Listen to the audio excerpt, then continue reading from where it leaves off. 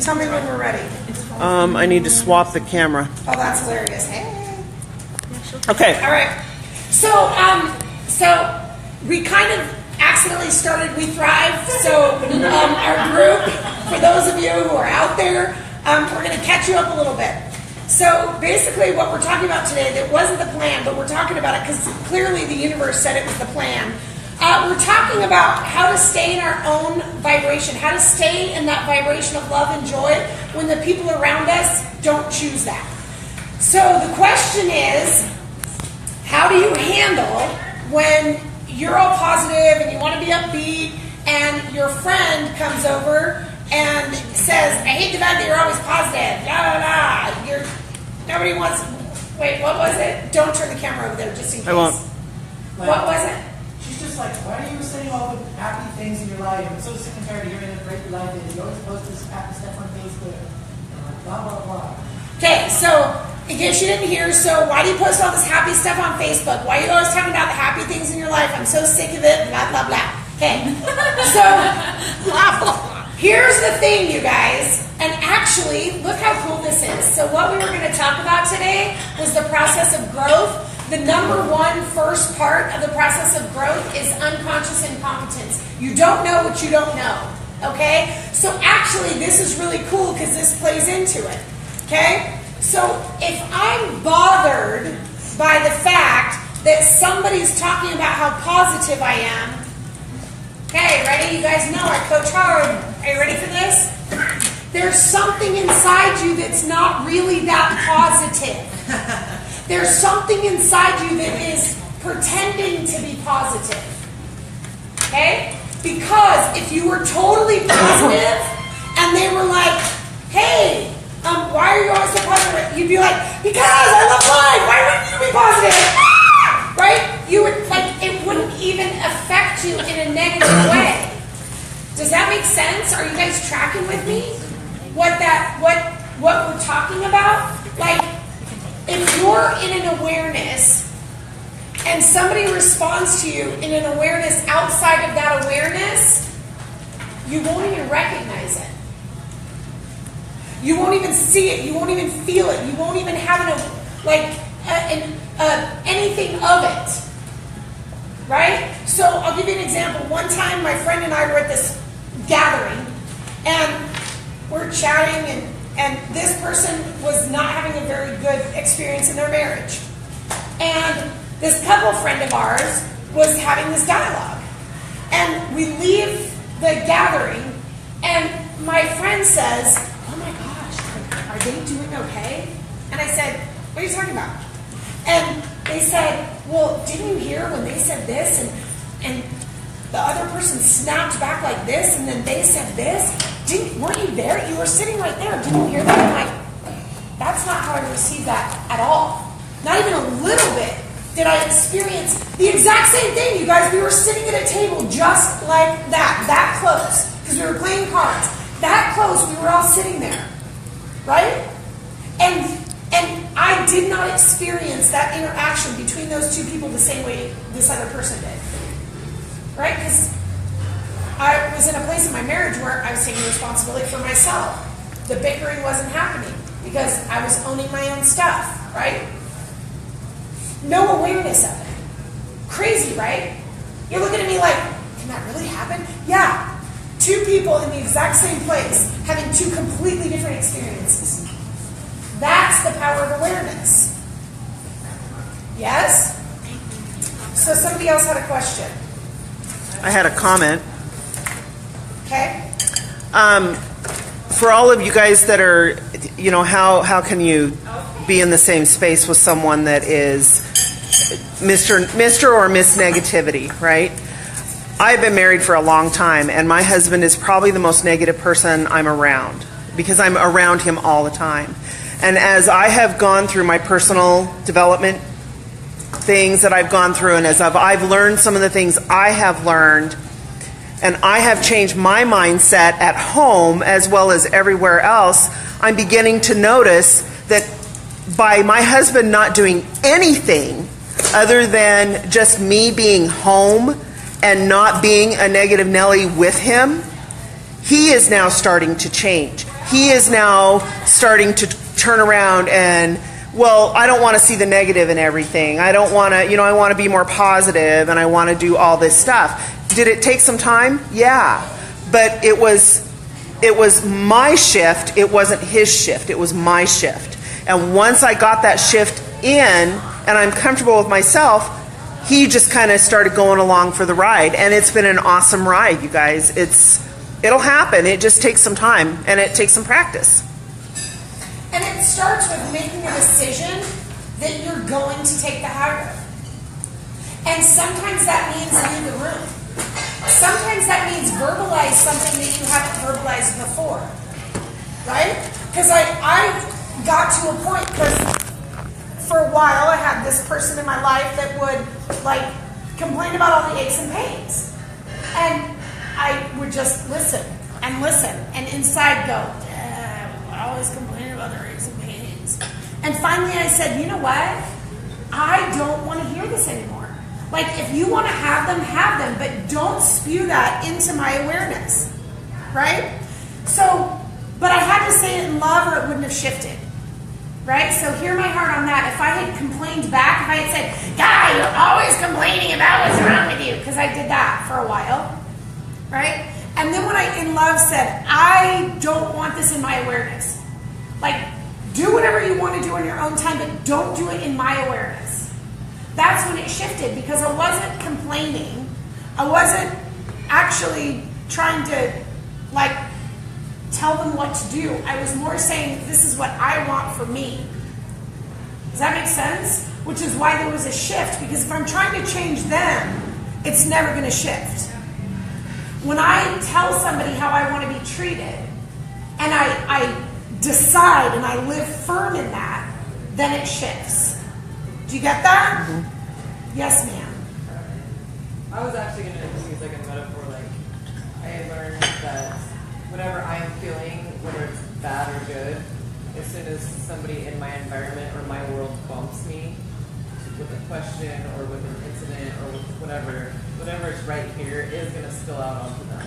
So I'm aware that it's going to be positive or whatever I'm feeling right now that's what I'm feeling, and that person is negative. I kind of look at it as they're fire and I'm water, and I just put steam on it. I made it steam, and so there's going to be a visual something there in between us that's not vibing right. You're saying, it's not. I don't know how to explain myself very well, but it was a metaphor for whatever your cup is filled with is what's going to spill out on you. And that's a really good point. So the law of reflection, right? So that's and what a great aspect of how we're created. That whatever we're full of, when we get bumped up against, it'll spill out. So yeah, if you're full of shit, you're gonna get yeah, you're gonna spew that all over, right? But here's the cool thing, which goes back to the original question that we started with, right? So if I'm all happy and people come around me and they're not happy, and all of a sudden I'm not happy anymore. Were you really happy? Were you really happy? Or was that you trying to be positive, trying to look on the bright side, and you guys, I'll tell you right now, is there an aspect of choosing happy and choosing positive? Yes. But if you don't validate how you feel, you're never going to get through it. Right? So if you don't own the fact that, yeah, I have some sadness, yeah, I have some madness about this, yeah, there's stuff inside of me that doesn't want to be positive, that doesn't want to do that, now we can go through it.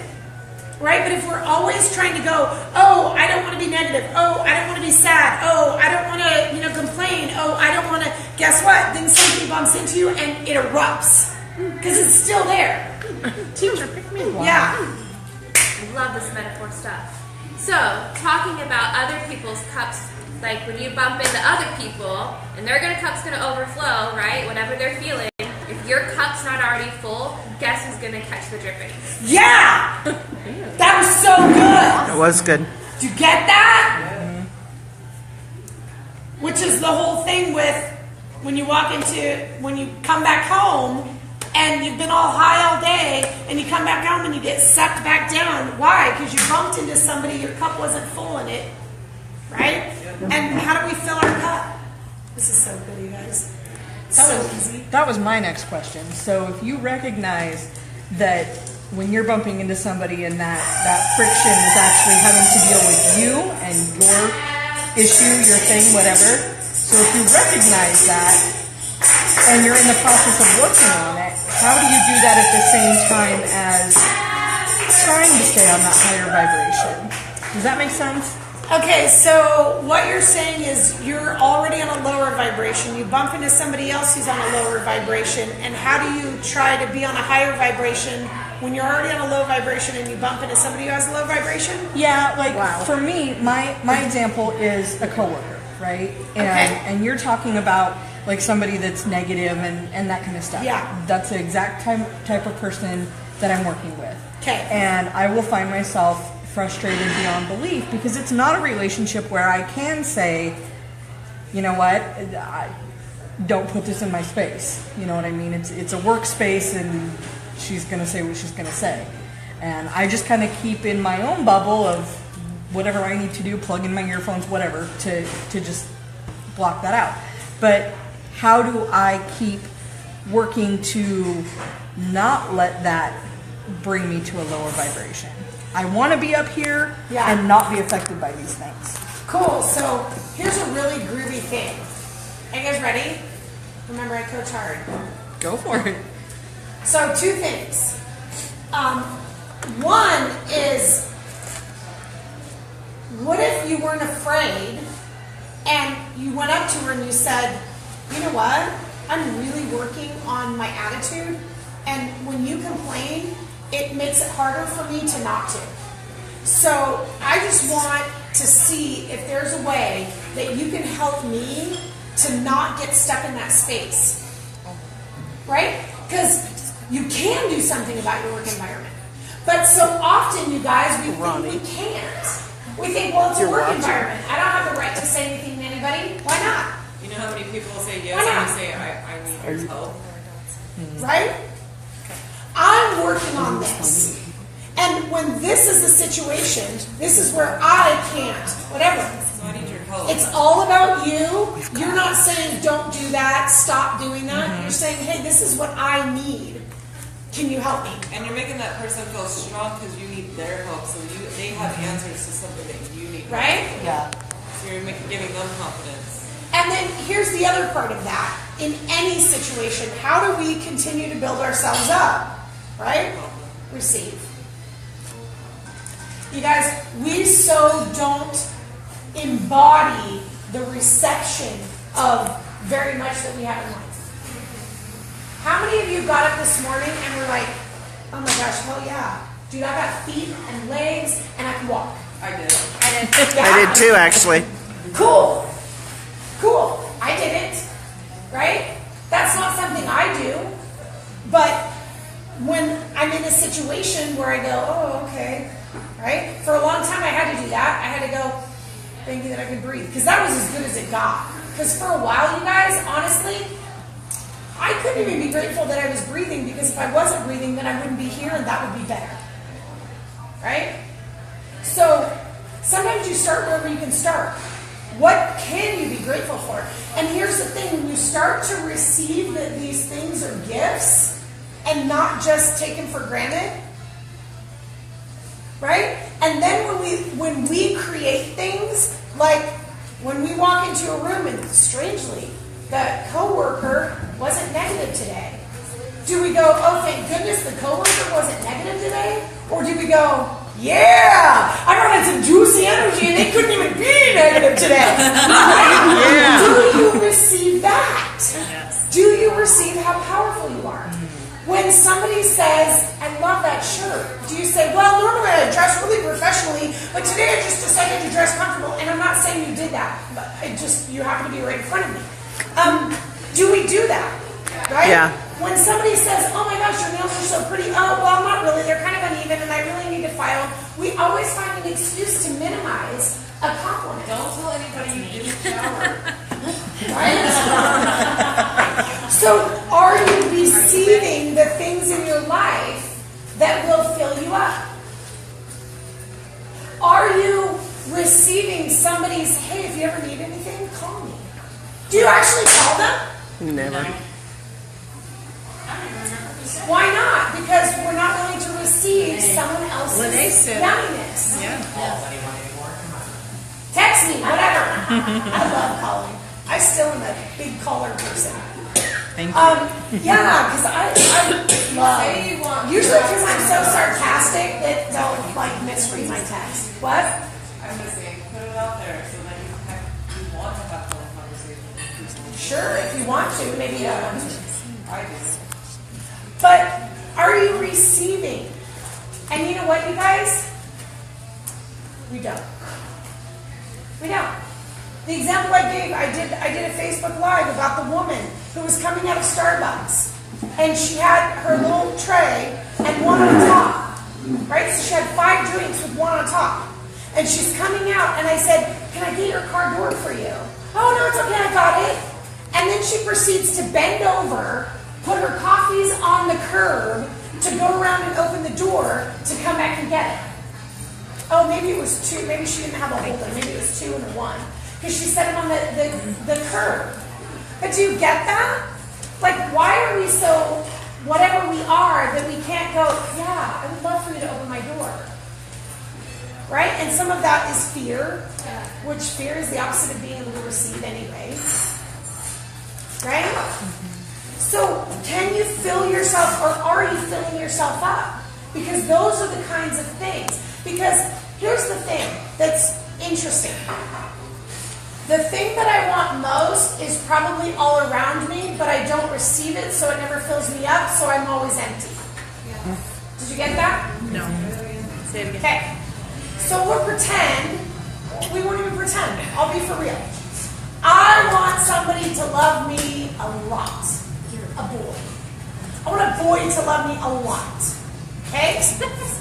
But because I wasn't capable of receiving love, when my husbands, any of them I'm sure, would do something for me, but we'll just talk specifically about my one right now. He would do things for me and I wouldn't ever receive them. So then I go, why doesn't he love me? And he's over here all day long doing things that are loving me. And then I go, I wonder why he won't love me. And he's doing things all day long. But because I'm not embodying it, because I'm not receiving it, guess what? It never fills me up to a point that I can actually recognize or live in that place that I'm not affected. This is on her page. I have to receive, even if it's mismanaged stuff. Right? Because there were things he did. Well, I'll give this to you so that you can give something back to me. Okay? But in that moment, again, was he living in his old pattern? Yeah. So did I jump on board with the old pattern, or did I say, you know what? I'm going to receive this for everything that it's supposed to be. Right? Lori, real quick. You're less than 15% battery.